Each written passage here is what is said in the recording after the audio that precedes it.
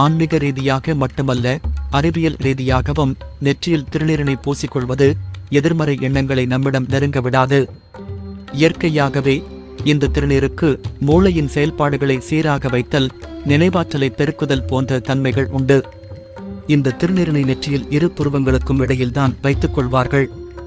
அப்பகுதியில் மிக நுண்ணிய நரம்பு அதிர்வு நிலை உள்ளது. நம்முடைய உடல் அனைத்தையும் கட்டுப்படுத்தும் ஒரு மையப்புள்ளியாக உள்ளது. தியானம் செய்ய எளிதாக மனதினை வசியம் செய்ய முடியும் ஆகியவற்றிற்கு ஆதார புள்ளியும் இதுதான். அந்த ஆதார புள்ளி வழியாக கபால குகைக்குள் நுழைய முடியும் என்பதற்கான ஒரு நம்பிக்கை திருநீர் இடுதல் ஆகும். ஞானம் என்னும் நெருப்பில் அனைத்தும் சுட்டரிக்கப்பட்ட பின் எஞ்சுவது பரிசுத்தமான சிவதத்துவமே திருநீரு. இதை தினமும் செய்தால் அதிகமாக சிந்திக்கலாம். காரிய சித்தி உருவாகும். உடல் நாற்றத்தை போக்கும். ஞாபக சக்தியை உண்டாக்கும். பாவத்தை போக்கும்.